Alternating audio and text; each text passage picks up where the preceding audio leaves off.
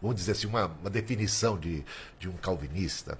Ele precisa acreditar que Deus, antes da criação de tudo que há, ele já determinou tudo que vai acontecer. Tudo, absolutamente tudo. Eles inclusive dizem que Deus só sabe o futuro porque Deus determinou o futuro. Ou seja, Colocou o futuro lá. colocou o futuro lá, ele escreveu. Então Deus seria, naturalmente, por conta disso, o responsável por tudo que acontece, por trás de todas as ações. Então, as pessoas que são salvas porque Deus determinou que fossem salvas, pessoas que vão crer porque Deus determinou que crescem, as pessoas que não vão crer porque Deus determinou que não crescem, ou que não concedeu para eles sequer a oportunidade. Então, tudo muito fechado, tudo muito determinado. E isso faz de Deus... A gente não sabe dizer qual é a diferença entre Deus e Satanás nesse ponto. Então, Satanás seria uma espécie de fantoche nas mãos de Deus, que cumpre os desígnios do Altíssimo, porque o mal é também algo determinado por Deus. Isso fica muito complicado. Então, toda doutrina determinista, seja de que origem for, acaba colocando sobre esse soberano a responsabilidade do mal.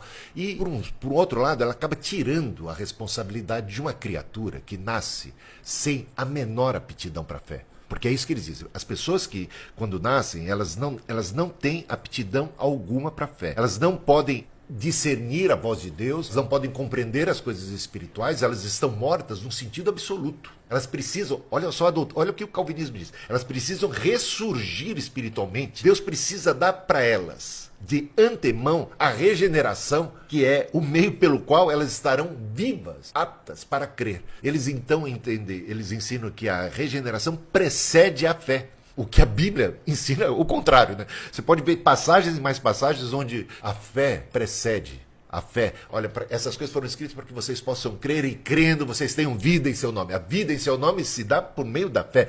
Mas então, eles invertem o processo. Então, eles colocam... E essas pessoas que nascem sem habilidade alguma e não terão de Deus a graça, porque aí a graça não se manifesta para essas pessoas. Então a graça de Deus é seletiva. A graça de Deus não se manifestou salvadora a todos os homens, como o apóstolo Paulo assim anunciou em Tito capítulo 2, versículo 11. Não, era seletiva, é para alguns. Eles dizem é graça salvadora. Para nós graça é graça. E a graça de Deus é sempre alguma coisa habilitadora. Por isso a gente acredita na graça preveniente. A gente não acredita que Deus abandonou a humanidade a si mesmo, que Deus sempre teve um cuidado com ela. Deus é amor. Deus amou o mundo de tal maneira. Então para nós mundo é mundo, para eles não, é mundo dos eleitos. Eles vão ter toda uma interpretação a respeito de todos, de mundo e de tudo mais, restritiva por causa dessa expiação limitada que Cristo teria morrido apenas, única e tão somente pelos eleitos. É um problema, para mim assim, intragável. Então nesse sentido eu diria assim, para mim faz mal, para mim é uma doutrina que compromete o caráter amoroso, a essência de Deus, e coloca em Deus a culpa e tira a culpa do homem. Eu digo, um ser humano que nasceu e não tem habilidade alguma para poder crer, e